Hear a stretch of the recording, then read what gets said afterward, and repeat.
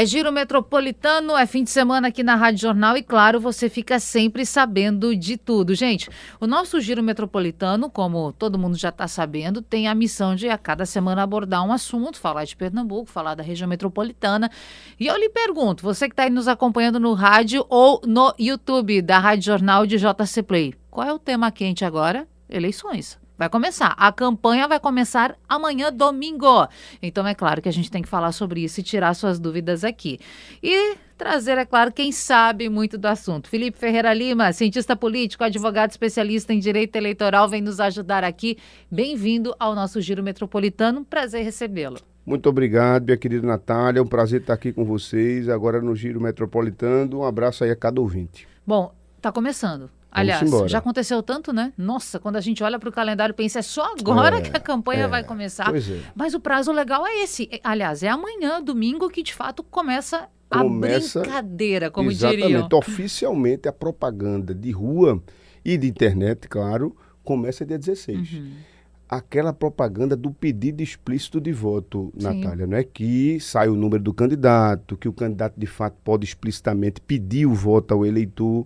Até então, na pré-campanha, esse período todo que a gente passou agora, o pré-candidato, né, ele pode participar de entrevistas, ele pode fazer, inclusive, eventos, falando de projetos dele. Já teve até debate. Inclusive, nós questionamos isso, porque, veja, como a eleição começa, a campanha propriamente dita, a propaganda eleitoral começa amanhã, domingo, como se faz um debate, sendo que o cidadão, a cidadã, pode ser que nem vá concorrer, de fato, mas a legislação permite. Tem uma questão mais complicada, porque, veja, a lei fala em pedido explícito de voto. Sim. Mas o tribunal, o TSE, ele já interpreta o que eles chamam de palavras mágicas.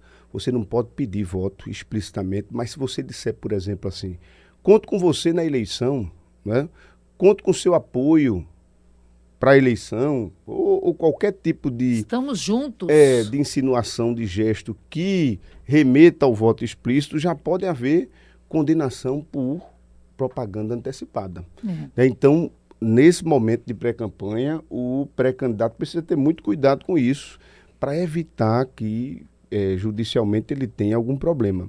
Agora, no passado, a gente tinha 90 dias de campanha, né? É verdade, eu lembro bem. Quando era menor, era criança, era comício, começava era showmício, julho, era uma loucura. Por que o tempo ele reduziu tanto, doutor Felipe? Pois é, porque, veja, a gente teve a Lava Jato, o período da Lava Jato, né? Que revelou justamente aquele problema de financiamento de campanha, né?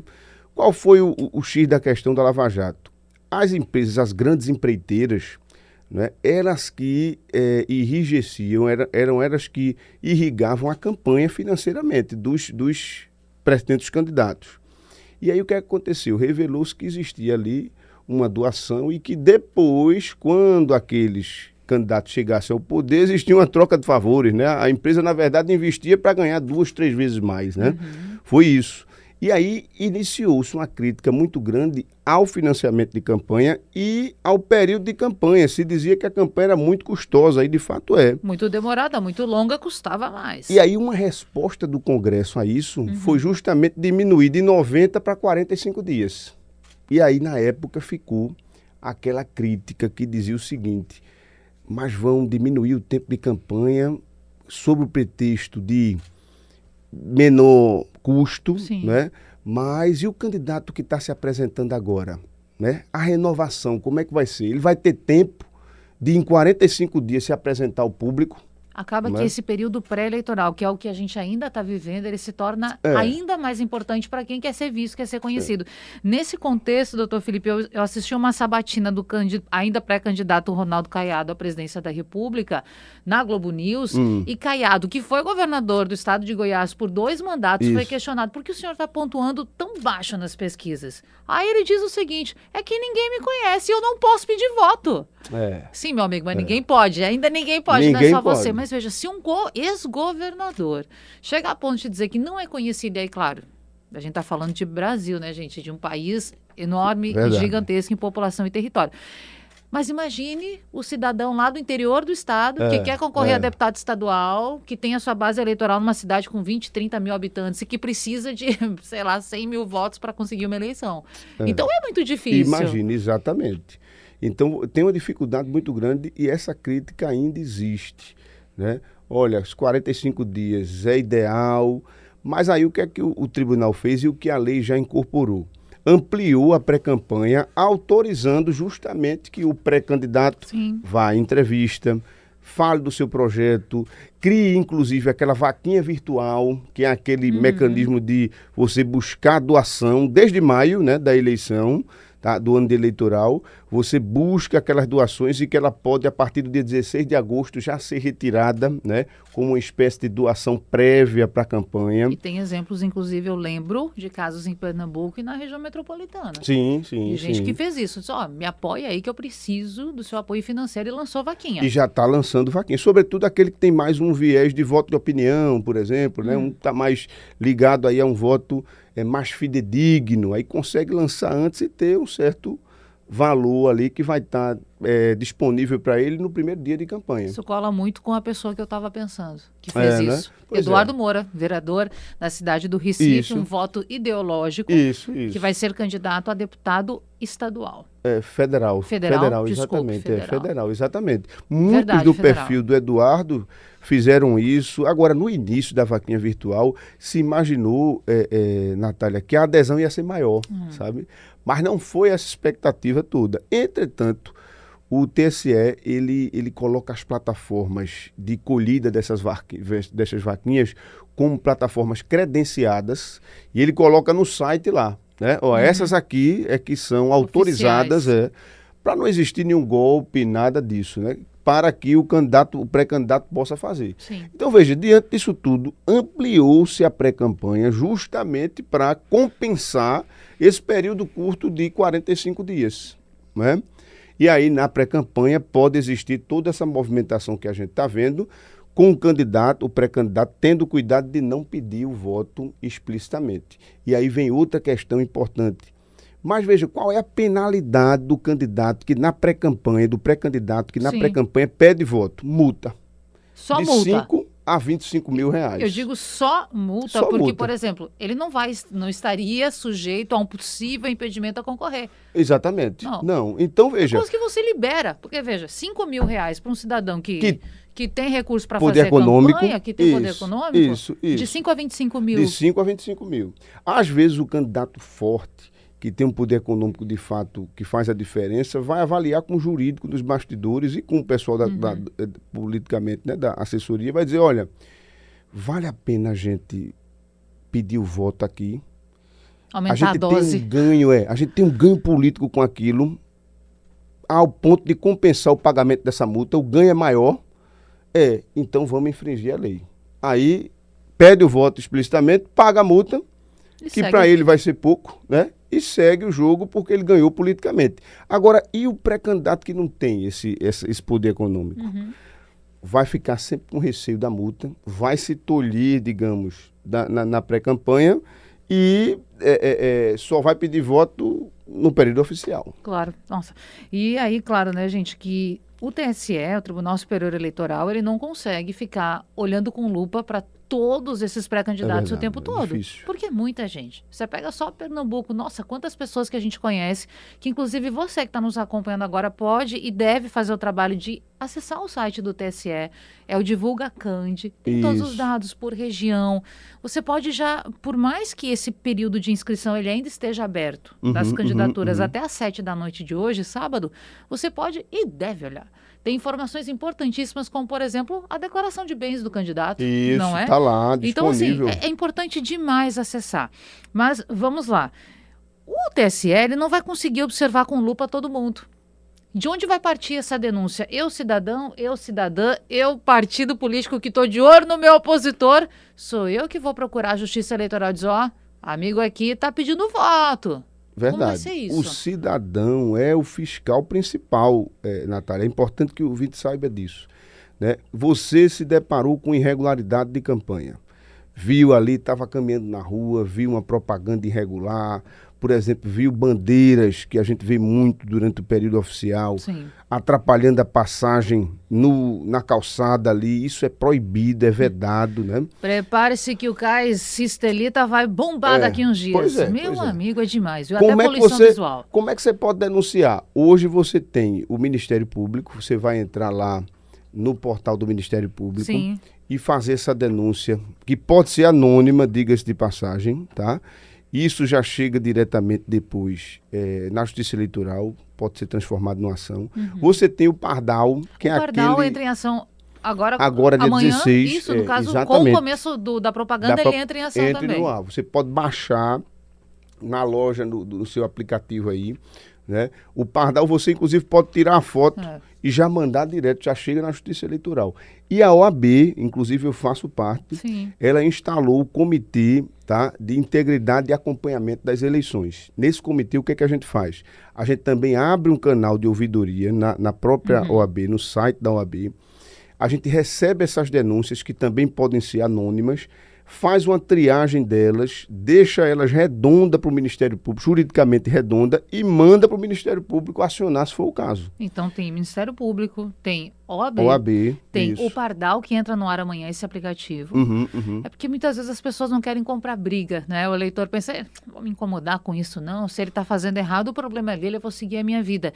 E por vezes isso cabe mais àquele opositor que está intimamente mais ligado com o processo eleitoral. Mas é importante que a gente faça a nossa parte enquanto sociedade, só que para isso, para chegar nisso, né, professor? Exato. Tem que ter informação. Então, se você não sabe que só pode pedir voto a partir de amanhã, como é que você vai buscar a justiça para fazer uma igualdade? Não vai. Então, vamos lá. Pedir voto, divulgar a proposta, fazer publicidade, aquele santinho de papel. Sim. Isso vai poder rolar na rua a partir de amanhã? A partir de amanhã, 16, já pode acontecer, certo? O santinho, existe uma crítica grande ao santinho, né? Da questão da poluição e etc., sobretudo no dia da eleição, mas ainda é um material visual que o eleitor ainda se interessa, sobretudo o eleitor do interior, né? Acostumado àquela discussão local e a querer ver o candidato, né? Isso é muito presente. Você também, o candidato, melhor dizendo, vai fazer uma visita, quer deixar um registro, deixa ali o seu santinho, como se fosse um cartão de visita, né? E deixa também o adesivo, aquele adesivo que tem que ter a metragem correta da Justiça Eleitoral, lembrando-se disso. A única exceção é o adesivo Alticar. O Alticar é aquele que a gente chama de perfurado no popular, né? Sim. Que você coloca atrás do carro, mas que só vê, quem está fora não vê quem está dentro, mas quem está dentro vê quem está fora e a propaganda fica bem visual ali, né? Então, tudo isso aí, a partir de amanhã, 16, é permitido. O doutor lembrou aqui dos adesivos nos carros, alvo de uma polêmica enorme no Brasil todo nos últimos dias. Algumas seguradoras... Algumas empresas falaram o seguinte, quem andar com carro adesivado com nome, figura de candidato, pode não receber a cobertura do seguro, caso se envolva em algum sinistro, alguma situação para a qual faz o pagamento do seguro. Isso está protegido em lei, porque o cidadão ele pensa assim, poxa, eu não tenho liberdade de manifestar o meu voto. De dizer, eu estou com fulano, eu estou com Beltrano, com a ciclana, enfim. Isso surgiu agora, né? Inclusive as seguradoras...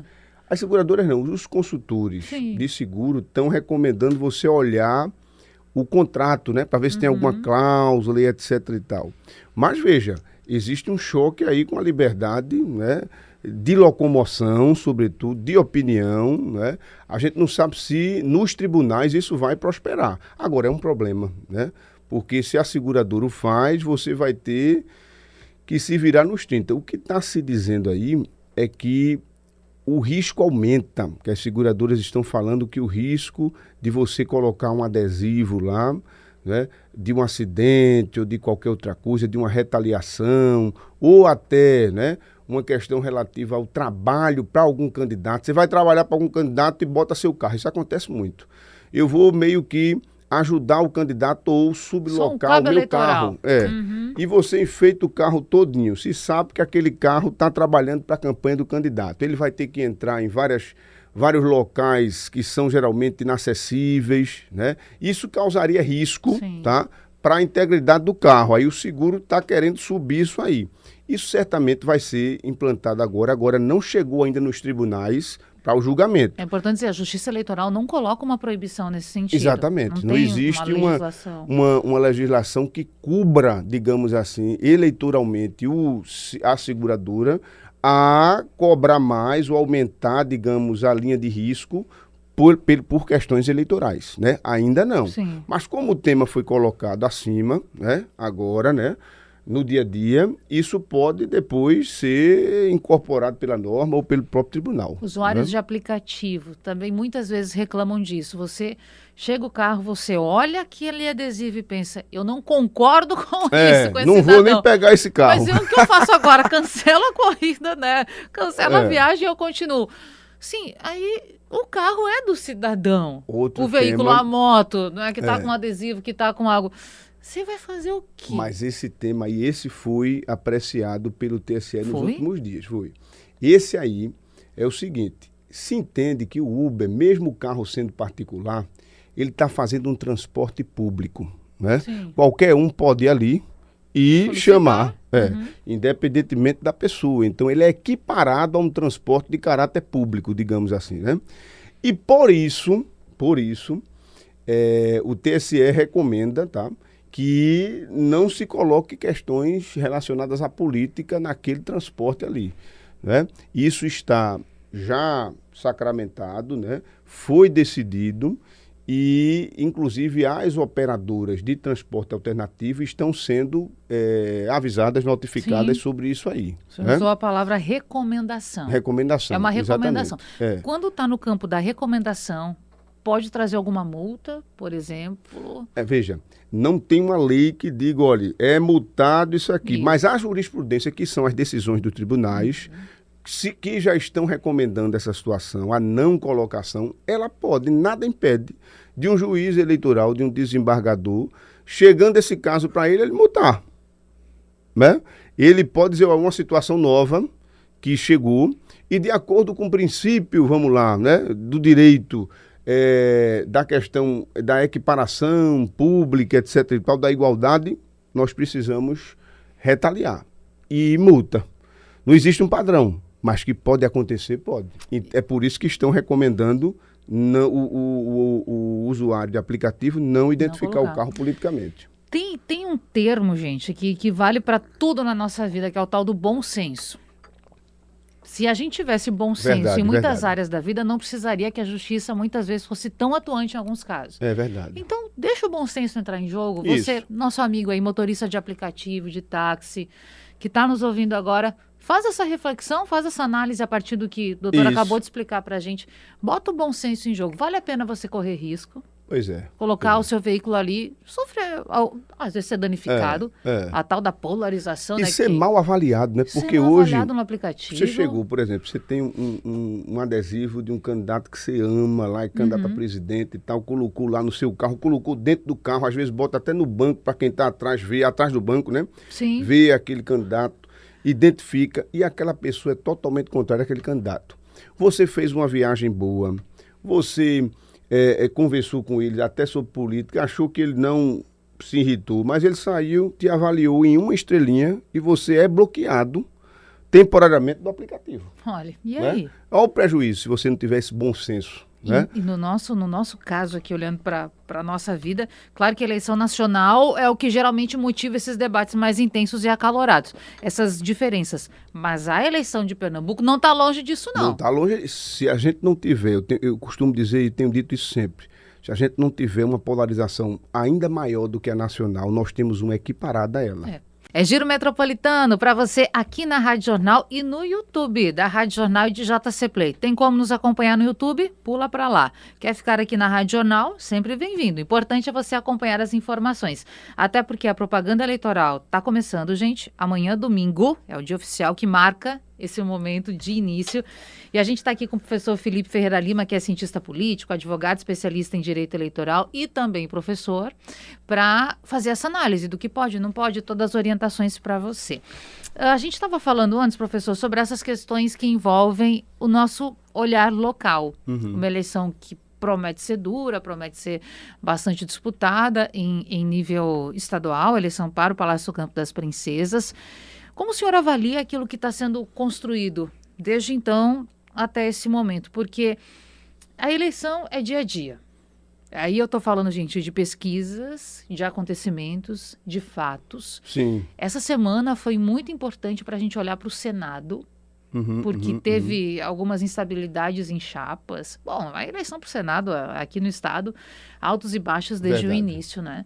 Então, eu quero uma avaliação, assim, para a gente ir avançando com o senhor. Palácio do Campo das Princesas. Que momento estamos vivendo? Onde estamos agora? Porque tudo pode mudar em breve. Veja, a gente está numa semana prévia, Natália, do início amanhã, né, da propaganda, e as últimas definições estão sendo colocadas. Inicialmente, é importante que se diga que a gente tem uma campanha em Pernambuco, uma pré-campanha em Pernambuco, que ganhou vezes de uma campanha oficial, eu diria que desde o resultado da última eleição. Municipal. Não, municipal, não, na estadual. Na estadual, quando Raquel foi eleita. Raquel foi eleita e depois da proclamação do resultado, naquele mesmo dia da eleição, já se sabia, né? Sobretudo, não só quem trabalha com política, mas quem está no meio da política, né? Que a eleição de 26 iria ser disputada, né, entre Raquel, que naturalmente iria para a reeleição, e o prefeito do Recife até então, que era João Campos, que não assumiu uma candidatura, mas que era, por todos os fatores que estão colocados, e os gestos e os movimentos que ele fez indiretos, né, ou até diretos, né, de que seria o candidato da oposição. Até pelo desempenho eleitoral do próprio PSB na eleição que elegeu Raquel. Porque o PSB sai do comando depois de décadas, muito, né? 16 tempo, anos, exatamente. Fica em quarto lugar no primeiro turno. Então, é até uma tentativa de melhorar a sua moral no Estado, que é o seu principal Estado, né? Se tratando de política no Brasil. Era uma força política muito presente nos últimos anos, né? Com a figura do mito Miguel Arraes e também do mito, digamos, Eduardo Campos. Então se esperava que a grande oposição a Raquel Lira fosse o PSB e João Campos, como figura promissora, na época muito bem avaliado nas redes sociais, né? Uma comunicação que se destoava das demais, né? Que seria ele o candidato. Então a gente vive, o que é que eu estou querendo dizer com isso? A gente vive uma campanha, tá? Uma pré-campanha, digamos assim, que começou desde lá. Então, tudo que acontecia, todo fato que acontecia, né, seja ele social, econômico, no Estado, existiam comentários dos dois lados, se colocava a governadora como vidraça, o PSB também como vidraça, mas também agora como artilharia, porque envolvia o Recife e o prefeito, e tudo foi se polarizando desde lá. Esse fato, ele colocou um pouco mais de pressão nesse mandato da governadora Raquel Lira, pressão por entregas, pressão por obras, colocou um olhar mais atento, inclusive do eleitor, em cobranças ao governo? Sim, sem dúvidas. Não só se fosse qualquer outro candidato que tivesse vencido a eleição, não apenas Raquel, essa pressão iria ser natural, depois de 16 anos de um governo. Uma mudança significativa. Significativa, né? E aí nós potencializamos essa polarização. E na eleição municipal, a gente viu uma eclosão dela no sentido mais visual, porque a gente ia para as eleições, quem trabalhou com política, com assessoria, ou quem estava nas cidades, mesmo cidadão, você ia para uma cidade do interior, se comentava quem eram os candidatos a prefeito, mas se dizia, não, fulano está com Raquel e Beltrano está com João. Ou seja, já indiretamente se identificava visualmente na população essa polarização estadual. A gente viveu uma eleição municipal em 24 com a cabeça, com o imaginário em 26 já. Verdade. E aí João sai dessa eleição, reeleito no primeiro turno. Com mais, quase 80%. Foi. Prefeito mais votado na história do Recife. 78, se não me engano. Foi o prefeito mais votado na história do Recife. Exatamente. Bom, é um recado claro, né? Estou vindo forte. Estou vindo forte, e ali foi que ficou indubitável. Não tem dúvida de que é ele o candidato, e ele vai se desincompatibilizar em abril no prazo em 2026 da eleição. Por mais que ele não assumisse, não admitisse, né? E não poderia, claro, né? Tentou talvez até se preservar de certa forma, continuou enquanto prefeito, mas chegou o prazo final, sim, saiu da prefeitura. Exatamente. Essa falta de visibilidade, porque quando você deixa o cargo público, você perde um pouco da visibilidade. Raquel Lira não precisou fazer isso porque ela está em outro nível, né, para dizer assim, para o nosso ouvinte de colocação dentro do executivo, mas ela também sofre impedimentos legais, não pode entregar obra, não pode participar de entregas a partir de determinado momento. Aqueles prazos legais desse ano, prazos né? Legais. Mas, João, sofre um pouco com isso porque, professor, João Campos, nas pesquisas de intenção de voto lá no passado, ele aparecia em primeiro lugar. E aqui a gente fazer uma ressalva importantíssima. O Sistema Jornal do Comércio está atuando no sentido de divulgar, nessa eleição de 26, as pesquisas de 2 institutos, Datafolha e Quest. A nossa base é essa, porque as pessoas questionam. Eu vi levantamento tal, pesquisa que você nem conhece. Blog divulgando, enfim. Tenha maior cuidado com isso. Então, nós aqui divulgamos Datafolha e Quest. E esses locais, essas empresas de pesquisa, colocavam, sim, João à frente. Lá em cima. Só que o tempo passou e Raquel Lira parece ter assumido a dianteira com uma diferença apertada, sim, mas mudou. Mudou por quê? Veja, eu não acho que a saída de João da prefeitura foi determinante para isso. Até porque ele e o PSB foram competentes na articulação, na costura do palanque dele para prefeito. Tanto é que ele colocou o atual prefeito, o Vitor Marques, que era um ilustre desconhecido, né? Sejamos sinceros, né? Do eleitorado do Recife. Sim. Ele conseguiu emplacar essa figura que era fiel a ele como secretário, né? Como vice. Então ele preparou um terreno para que a imagem dele também se mantesse depois que ele se desincompatibilizasse da eleição. E digo mais, João apresenta a sua chapa, por mais que ainda informal, porque o prazo legal não permitia a legalidade do processo à época, em março. Em março, exatamente. Vice, senadores... Isso. Antecipou-se, né? A governadora Raquel Lira fez isso em agosto. Aí é que mora uma resposta à pergunta que você fez do que fez João descer dessa popularidade. Primeiro, ele tem uma popularidade grande porque não só estava na prefeitura, né, mas a rede social, né, a questão da comunicação dele potencializou-se de uma forma que ele conseguiu navegar, voltando a dizer essa palavra, no imaginário popular, para além das ações da prefeitura, né? Para além do dia a dia da prefeitura. Ele ficou uma figura que não se restringia às ações da prefeitura, era maior do que isso. E cresceu-se com o tempo, mas aí veio o anúncio da candidatura, né? Eu acho que ele antecipou-se bastante, sobretudo no anúncio dos candidatos ao Senado. Ele naturalmente colocou o senador Humberto Costa à reeleição, que seria da chapa dele, e ele trouxe a Marília Reis, 2 figuras de esquerda. Quando ele faz isso e anuncia com tanta antecedência, ele naturalmente joga, digamos, a direita, claro, né, no colo de Raquel, mas também fecha as portas para o eleitor de centro, sobretudo de centro-direita, olhar com bons olhos para o palanque dele, porque ficou totalmente, digamos, vermelho aquele palanque. Isso restringiu João a uma campanha que ele precisava crescer para além da esquerda, né, mas ficou limitado, como se ele tivesse com essa pedra amarrada ali no sapato. Isso limitou o crescimento dele. Agora, tem outro fator importante que é histórico em Pernambuco e em muitos estados do Brasil. O incumbente, que é o caso da governadora, que está sentada na cadeira, dificilmente ele perde uma eleição, sobretudo quando ele está bem avaliado. E a aprovação de Raquel Lira... Desde o início do ano... E tem aumentado, né? Inclusive.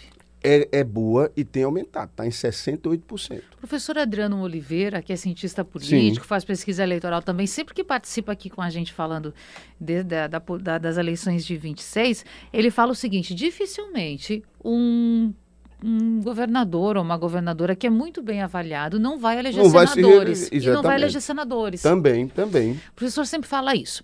Quando a gente olha para as pesquisas que apontam para o Senado, lembrando que esse ano são 2 vagas, nosso querido ouvinte vai votar em 2 candidatos.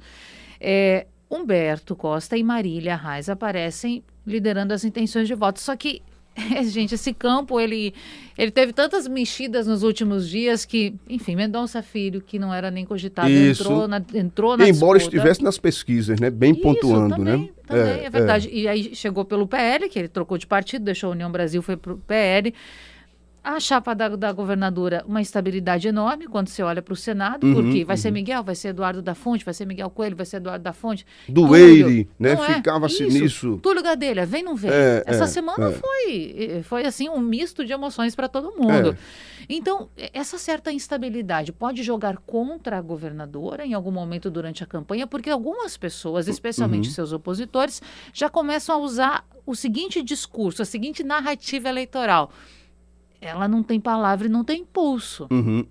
E aí, professor? Veja só, a partir do momento que houve esse funilamento de polarização dela com o João, os olhos se voltaram para a eleição do Senado.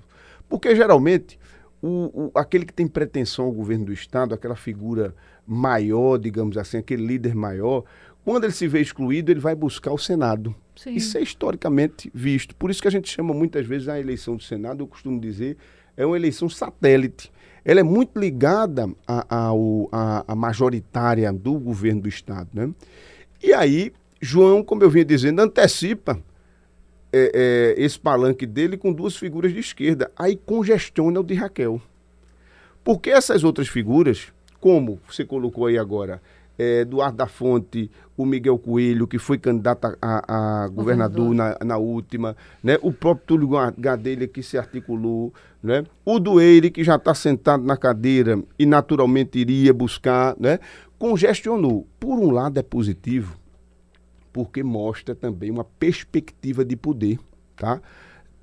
Da governadora. Ela é incumbente, ela tem 68%, e ela tem senadores de partidos que estão querendo fazer parte do arco de aliança dela e que estão matando e morrendo para estar ali, naquele ali. É uma perspectiva de poder que está se crescendo. Por outro, e a gente vai sentir isso agora, a resposta dos insatisfeitos, dos preteridos, né? Nem sempre ela é uma resposta, digamos, republicana, ela é uma resposta de apoio 100% à governadora, né?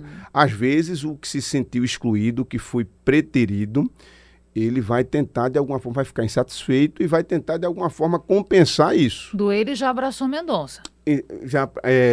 Humberto, desculpa. Dueire já anuncia que apoia Humberto, que está em outro campo. Miguel disse ali que, olha, eu apoio a governadora, mas que foi de tal Túlio forma, dá não uma foi... entrevista à Folha de Pernambuco, se não me engano, dizendo que não acredita no sucesso eleitoral do seu colega de chapa, Eduardo da Fonte. Sim. E quando isso começa a repercutir, ele tira o vídeo das suas redes sociais.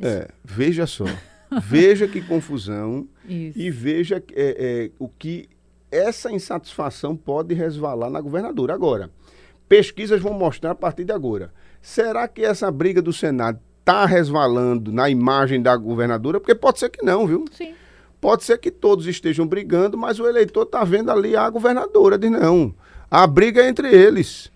Ela continua sendo a minha preferência. O eleitor do Eduardo da Fonte pode pensar assim, o do Túlio Gadelha também, o que era do Dueire também, e os prefeitos, né? Ó, a briga aí é entre o Senado, mas que eu estou com a governadora, eu estou. Isso pode sair na pesquisa. Mas também pode sair dizendo o seguinte, não, ela não foi correta com o meu candidato ao Senado, eu vou votar agora na oposição. Também pode acontecer, a gente vai sentir isso nas próximas pesquisas. Qual é o papel do PSOL na figura de Ivan Moraes nessa eleição? Veja, que vai concorrer ao governo do Estado. Naturalmente, o PSOL ele tem se colocado com alguma certa independência na esquerda e há um projeto de colocar o partido aí com protagonismo, né? Trazendo um candidato a governador, sobretudo para eleger a chapa proporcional do partido. Proporcional é a chapa de deputados. Quando você tem um candidato a governador, você acaba atraindo, né, o fundo eleitoral, você acaba atraindo as forças políticas que vão potencializar a chapa de deputados para poder ter representação no Congresso Nacional, né? Então é uma forma do partido investir para ter visibilidade com a propaganda majoritária e eleger os seus candidatos proporcionais, certo? Agora, o Ivan já foi vereador, é um vereador intelectualmente preparado, né? Tem pautas. Eu acho que ele pode quebrar um pouco essa polarização nos debates, tá?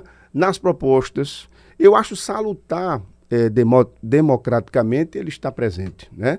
Agora, tem as estratégias de bastidores, né? Muitos dizem que pode ser uma estratégia da própria esquerda trazer o pessoal, uma candidatura, digamos, terceira, para nos debates conseguir ali bem se ressaltar, ou não, pode ser que seja uma estratégia do contrário, para tirar forças do próprio palanque de esquerda, dividir o palanque de esquerda, ou, na verdade, vai facilitar para forçar um segundo turno com Raquel Lira. Bem, essas são as especulações que existem, mas é uma candidatura legítima e eu acho que, democraticamente, é salutar para o debate. É Giro Metropolitano, é política, é eleição, é campanha que começa, gente, amanhã. A gente vai contar tudo para você aqui na Rádio Jornal, no Sistema Jornal do Comércio, inclusive já começando as sabatinas na próxima semana. Rapidinho o convite aqui, professor Felipe, para o povo saber de tudo, fazer a nossa propaganda também. Claro. Segunda-feira a gente recebe João Campos, na terça-feira a gente recebe Ivan Moraes e na quinta-feira Raquel Lira, a gente quer dizer eu,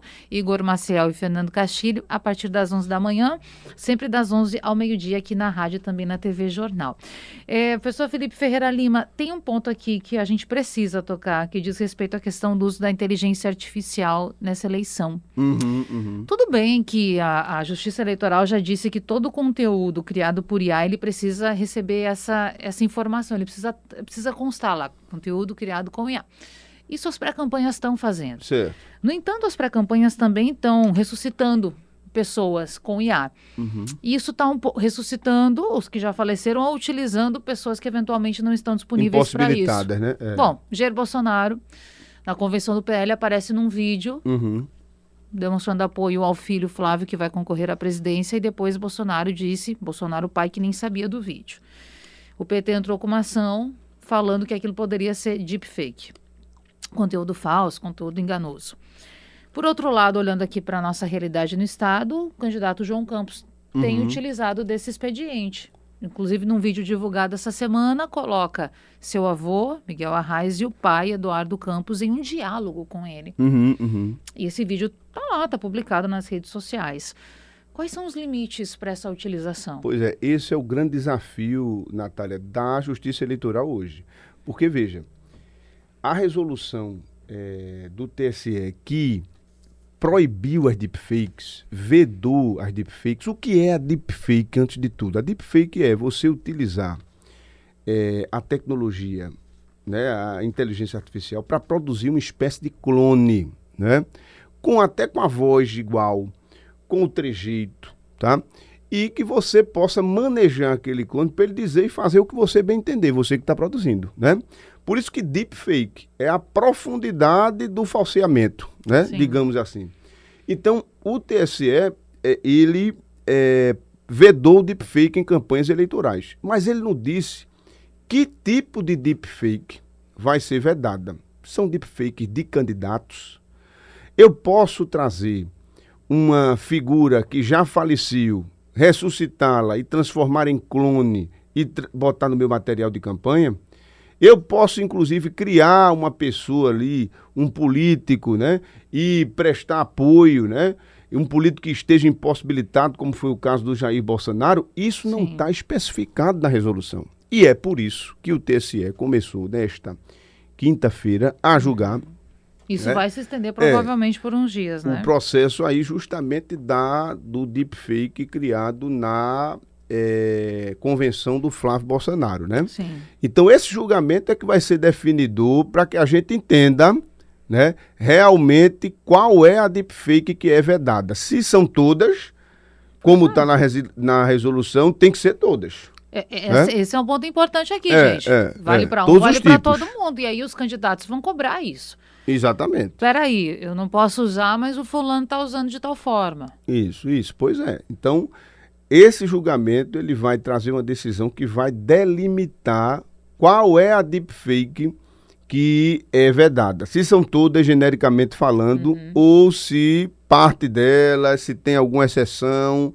Isso a gente vai ver agora. E eu espero que o TSE o faça rápido. Claro. Porque amanhã já começa e já pode ter deepfake no ar aí, dita por legal. Antes de você ter uma decisão, tudo está valendo. Pois é. Assim, o campo da interpretação, ele está aí para o eleitor e para a justiça, mas até que se tenha uma definição, tudo vale, teoricamente. E pela resolução, deepfake está proibido, então todas as deepfakes devem ser evitadas. Eu, para os meus candidatos que assessoram, eu digo, olha, não use deepfake, de forma alguma. O risco ele existe.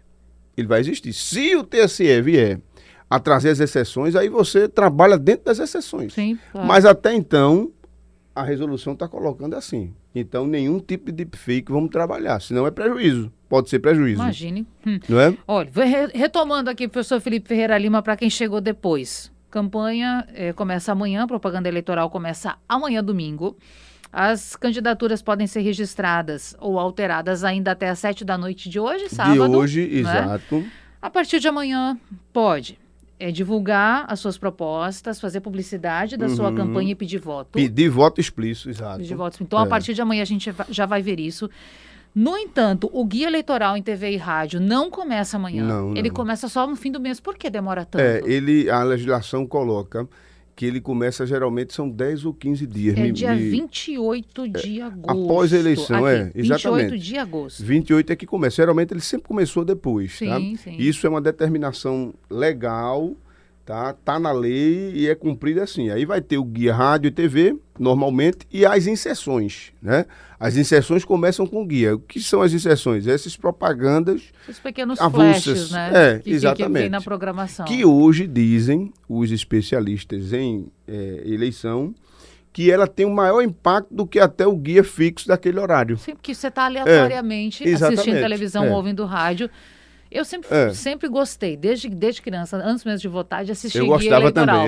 Sempre. Foi um momento assim de sentar e olhar para a televisão. Antigamente a gente exatamente ia jantar, almoçar e assistia, né? Era o momento da gente ver as novidades, né? Mas porque não tinha rede social. É, verdade. Talvez até esse seja o fator que leve as pessoas a estar um pouco enjoadas. Porque você entra na rede social, já está uma carga enorme de eleição. E aí você não quer. E outra, a relação também nossa com a mídia mudou muito, né? Muita gente não assiste mais TV aberta. Não assiste hoje. mais TV. Assiste streaming, assiste YouTube. Nem aberta, nem fechada, então, só... A comunicação está nas redes, né? É verdade. Mais uma questão aqui importante, professor, ainda para a gente amarrar, é a ordem de votação. Tem gente que tem dúvida, porque vai se votar para vários cargos. Qual vai ser o primeiro voto que o nosso ouvinte vai dar na urna? O primeiro voto é o voto de deputado federal. Federal? Federal, depois estadual. Tá? Aí vai vir os 2 senadores... Parênteses aqui, posso votar, já que são 2 votos, eu posso votar na mesma pessoa 2 vezes? Na mesma pessoa 2 vezes, não. Não, tem que votar em pessoas diferentes. Tem que votar em pessoas diferentes. Depois vem o governador, tá? Ou governadora, né? E presidente da República. Presidente da República. Último, exatamente. Federal, estadual, senador, governador e presidente. Tem a questão do voto em trânsito, que é bom que se diga, né? Hoje ainda pode... Ainda há um prazo aí da Justiça Eleitoral para você pedir, se você tiver em uma cidade diferente de Pernambuco, para votar nela, e aí você faz esse requerimento, a Justiça Eleitoral aprova e ela te dá um comprovante aí do local do colégio eleitoral onde você vai votar naquela eleição. Até dia 20 de agosto. Até dia 20 de agosto. Essa solicitação. E aí você, por exemplo, está em Petrolina, trabalho, quer votar ainda, avise agora, até o dia 20, que eles vão te dar um colégio eleitoral para você votar lá, mas continua seu endereço, tudo certo, o domicílio eleitoral é o mesmo, tá? Eu sei que as pessoas podem ficar até enjoadas, incomodadas por vários motivos com o processo eleitoral, mas o convite é sempre esse, para que as pessoas participem de forma saudável, Sim. amistosa, amigosa, né? E que escolham os seus candidatos, gente. Toda essa preparação, todo o trabalho da Justiça Eleitoral é para isso. É verdade. Você tenha o acesso, o direito a escolher os seus representantes. Né? Lembrando que o voto branco e o voto nulo, eles vão para invalidade. Isso é polêmica. Não anula, votar nulo não anula a eleição. Tem aquele histórico, né, popular que diz, olha, vamos votar todo mundo nulo e branco, porque se der mais de 50% anula a eleição. Não existe isso. Pois tá? Vai ficar o candidato que teve mais votos de todo jeito. Tá? Esse voto branco e nulo, ele não é considerado como um voto válido. Portanto, ele não vai ser contabilizado para efeito de eleição. Para que botar seu voto fora, né? Não bota seu voto fora. É verdade. Escolhe alguém aí. Propostas. Mais uma questão importante aí para a gente fechar, doutor. Lá no site do TSE, Divulga Cand, você seleciona, mais uma vez explicando, seleciona a região, você acessa as propostas dos candidatos na integralidade, o plano de governo. Sim. É para todo cidadão. Baixa lá o plano de governo. Leia o que vai falar sobre saúde e educação. E aí, no caso do governador e os candidatos a governos estaduais e presidente, né? Acessa, vai saber o que a pessoa pensa. Lembrar, Natália, que o voto de parlamentares, do Poder Legislativo, tem sido muito importante. A gente sabe que seduz o voto majoritário, governador, presidente, mas a gente está vendo o agigantamento do Congresso Nacional em termos de competências, né? Um presidente ou um governador não consegue governar sem o legislativo, que está cada vez mais forte com as emendas, poderoso, né? Então, escolha bem seu deputado, seu senador, né? E pesquise, tem aí todos os meios. Hoje, na palma da mão, com o celular, a gente consegue buscar isso. Não perde tempo, fica ligadinho aqui também com a gente na Rádio Jornal. Na Rádio Jornal, claro. Olha aí. Professor Felipe Ferreira Lima, sempre bom lhe receber. É um presente aí para a gente ter suas reflexões e análises. É um prazer para mim conversar sobre política e eleições. Um abraço, até a próxima, viu? Até a próxima, um abraço grande a você e aos ouvintes. E para quem nos acompanhou até agora, Giro Metropolitano volta no próximo sábado. Até lá.